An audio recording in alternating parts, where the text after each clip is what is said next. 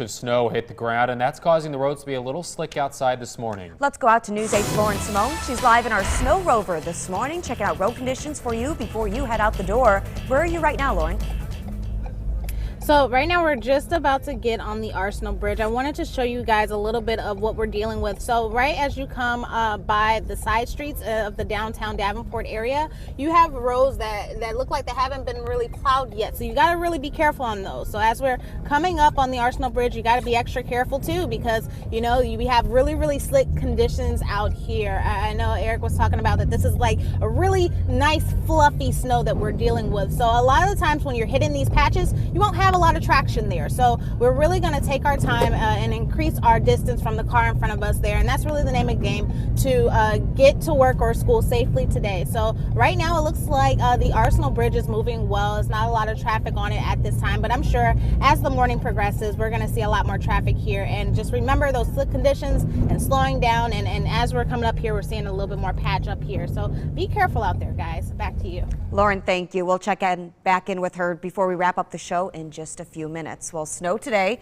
cold conditions tonight, but it's only going to go up from here. We have to stay positive. Yeah, stay positive, especially for the weekend. Let's check in with meteorologist Eric Sorensen with the latest on what we can expect for the rest of the work week. Eric? Yeah, we're going to start you off with travel here for this morning, 6:31 right now. Look right now at the Centennial Bridge. You can see our vantage point here from Davenport looking over toward Rock Island. The road is free there. Keep in mind it's the back streets.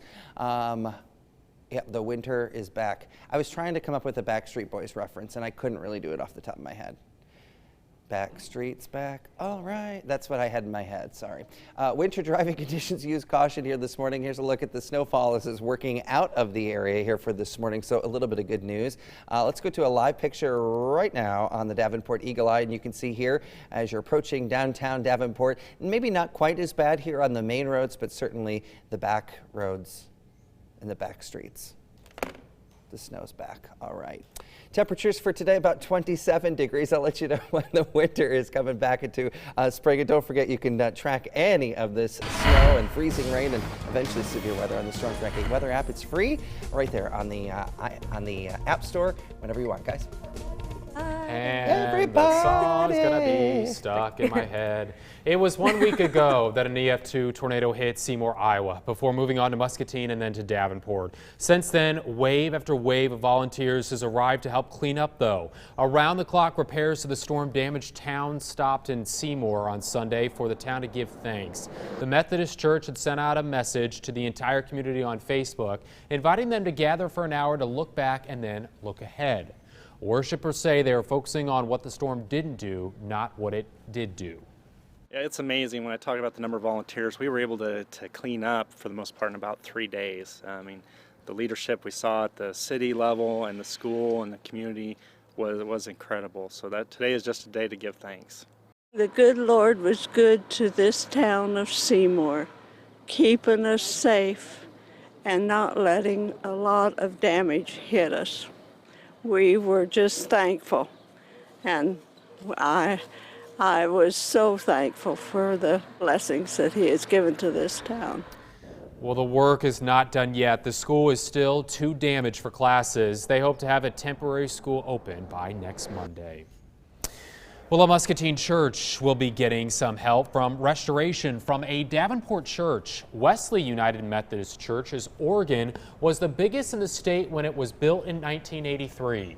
Church leaders say when the EF2 tornado hit last week, it took out the church's chimney, falling through the roof and wiping out the organ. Tomorrow, Trinity Episcopal Cathedral in Davenport will be hosting an organ recital. Any donations will be going towards renovating the damaged organ in Muscatine. That begins tomorrow at noon. The church is off West 12th Street in Davenport. Iowa U.S. Congressman Steve King says he stands behind his tweets supporting a Dutch politician known for anti-immigration views. King tweeted this over the weekend, that Geert Wilders understands that culture and demographics are our destiny. We can't restore our civilization with somebody else's babies. Yesterday, Congressman King said he has supported this kind of thinking for years, starting with the declining population in Germany. And I've said the same thing as far as 10 years ago to the German people and to any population of people that is a declining population that isn't willing to have enough babies to reproduce themselves. That's a clear message that we need to get our birth rates up or Europe will be entirely transformed within a half a century or a little more. On that, and they're making money. Congressman King also says certain groups are more productive in society than others, and those productive groups need to be encouraged to have more children. Fellow Iowa U.S. Congressman Dave Loebsack is not holding back, though, when it comes to his thoughts on those comments. It's very unfortunate that he is from Iowa. Quite honestly, I am tired of answering for Steve King when I'm in Washington, D.C. or anywhere else in this country. He doesn't represent Iowa as far as I'm concerned. He is an embarrassment. Congressman Loebsack is calling on the entire Iowa congressional delegation to speak out against Representative King. Rock Island County State's Attorney John McGehee is trying to change the law when it comes to how absentee ballot applications are turned in. You may remember in November, the county discovered 1,500 absentee ballot applications sitting in a post office instead of in the hands of the county clerk. Right now, third-party organizations can send out absentee ballot applications to voters.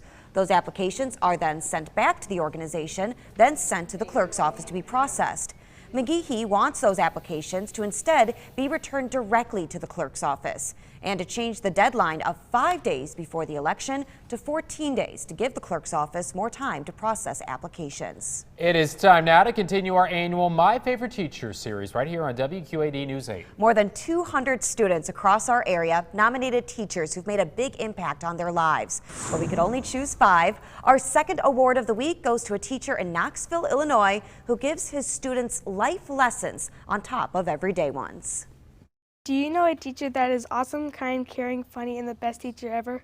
I do. So you guys go ahead and get your computers open. Mr. Matt Simpson teaches reading and science at Knoxville Junior High. Get it figured out, Chesney. But 5th grader Chesney Sechrist says he teaches her so much more. He has taught us to accept people for who they are. And I'm pretty sure that he does not even realize that he has taught us that lesson. 16 years ago, Matt's life changed when he was in a car accident. I just ended up with a spinal cord injury and finished out high school, went right to college, got my degree in teaching, and here I am. His story has inspired students both inside and outside the classroom, which is why Chesney is surprising him with a nomination for our My Favorite Teacher Award. I nominated you for the Favorite Teacher contest, and you won. Wow. Thank you. It was a complete major surprise. I had no idea that anything was even coming. Absolutely no idea at all. But Matt says the biggest reward is Chesney's words. That does not stop him from doing something he loves, teaching. He has made me understand that if I set my mind on something, I can do it. Anybody can if they set goals. You saw me, I was crying because that just meant so much to me. Hearing her say that and knowing that everything that I try to portray really is coming across to the kids it's huge. He has taught me that no matter what obstacle I will encounter in my life, I can overcome it, that if I put my mind to it, I can do it. Try refreshing the page. And as he continues to shape these young minds, so let's do a little review here of what we learned about in science. Those are the lessons that will help this group of 5th graders right now. When it rings, push in your chairs, go to your next class. And even more in the future. See you guys at the end of the day. Life is only as perfect as you want it to be. You can feel sorry for yourself and give up, or you can be the very best. Chesney says some of her favorite moments from Mr. Simpson's class have been learning about constellations, the atmosphere, and of course doing the egg drop. Mr. Simpson and all the winners of our My Favorite Teacher Award receives a bag full of prizes, including a $25 Visa gift card from Blackhawk Bank and Trust, as well as a fleece blanket from Western Illinois University Quad Cities. Chesney and all the students who nominated their favorite teacher also receive a prize, a $50 Visa gift card from Blackhawk Bank and Trust, and a water bottle from Western Illinois University Quad Cities. Tomorrow, our My Favorite Teacher series continues as we introduce you to our third winner, Brooke DiUlio at St. Paul the Apostle in Davenport.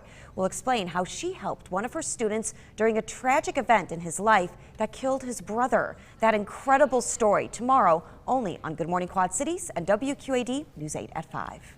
Still to come right here on Good Morning Quad Cities, how lawmakers on both sides of the aisle are reacting to a new congressional report about the Republicans' health care bill. And caught on camera, what led up to this man being pushed out of his car with a fire hose and how the whole encounter with police ended up deadly. Oh my gosh, that video is crazy out there. You can see traffic is moving just fine from Armoli and Eagle Line. So we look at I-74 and the I-280 junction there near the airport. However, there are slick spots this morning. It snowed overnight. The recap of that, and when we can look forward to some warmer weather. You can see a snowplow coming right down the street there. We're leading the way with accurate weather next.